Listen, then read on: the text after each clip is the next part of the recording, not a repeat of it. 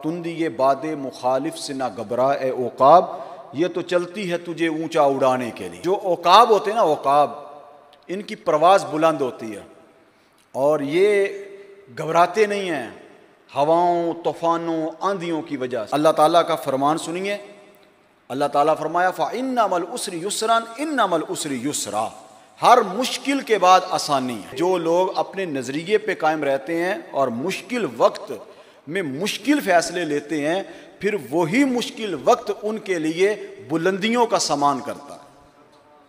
فَإِنَّ مَا الْعُسْرِ يُسْرًا إِنَّ مَا الْعُسْرِ يُسْرًا۔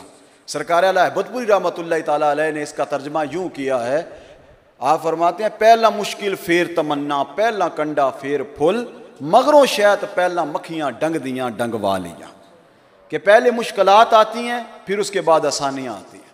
تو آسانیاں اگر آپ چاہتے ہیں تو پہلے مشکلات کا سامنا۔ تو نظریے والے جو لوگ ہوتے ہیں نا، وہ قائم رہتے ہیں۔ یہ نہیں ہوتا کہ انہوں نے ایک چمک دیکھی تو اس طرف بھاگ دیے، سورج نکلا تو کہا یہی ہمارا خدا ہے، یہی ہمارا رب ہے، یہی ہمارا مالک ہے۔ وہ غروب ہوا تو چاند نکلا، کہا چاند ہی ہمارا رب ہے، یہی ہمارا خدا ہے، یہی ہمارا معبود ہے۔ اس کے سامنے سجدہ کرنا شروع کر دیا۔ چاند چھپ گیا تو کہا تارے ہی ہمارا رب ہیں، یہی سب کچھ ہے ہمارا۔ یہ نہیں ہے۔ جو نظریے والے لوگ ہوتے ہیں وہ آگ میں بھی چلے جاتے ہیں، وہ آگ میں بھی چلے جاتے ہیں، مگر ایک رب کو ایک مانتے ہیں، الہ مانتے ہیں، معبود مانتے ہیں۔ وہ آگ میں بھی جانے سے ڈرتے نہیں۔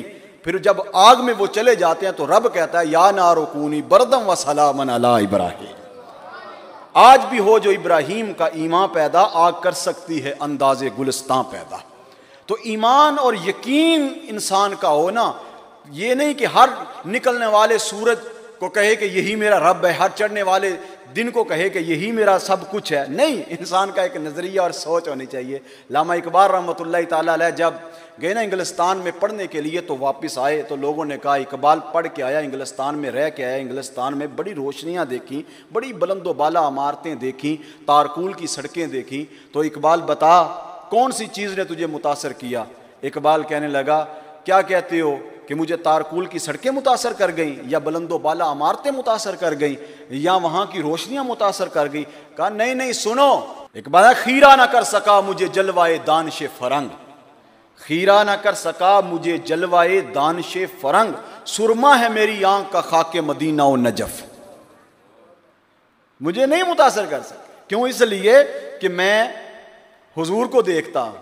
تو جو لوگ حضور کو دیکھتے ہوں پھر ان کو کوئی چیز متاثر کر سکتی نہیں۔ جو قرآن کو دیکھتے ہوں، حدیث کو دیکھتے ہوں، رسول پاک کے فرمان کو دیکھتے ہوں، جن کے سامنے دین اسلام ہونا، ان کو پھر کوئی چیز متاثر نہیں کر سکتے۔ اور وہ کم علم کم عقل لوگ ہوتے ہیں، اور نظریے کے والے وہ لوگ نہیں ہوتے جو ادھر سے دیکھی بات تو ادھر بھاگ دیے، ادھر دیکھا تو ادھر بھاگ دیے، آج کل بھی بہت سارے شعبدہ باز لوگ طریقت کے میدان میں، تصوف کے میدان میں آ چکے ہیں، جن کی وجہ سے بہت زیادہ خرابیاں پیدا ہو چکی ہیں اور مختلف ڈرامے بازیاں لگی ہوئی ہیں، اور لوگ بھی پاگل ہیں۔ جو بھی جہاں کہیں بھی کوئی ڈگڈگی بجاتا ہے، ڈرامہ دیکھتا ہے، لوگ اس کے پیچھے لگ جاتے ہیں۔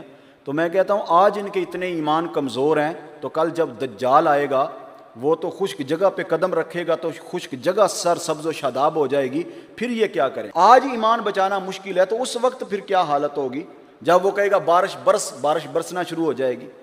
اس لیے کم از کم اللہ کی ذات پہ ہمارا یقین، اعتقاد، اعتماد ہونا چاہیے اور یقین ہونا چاہیے۔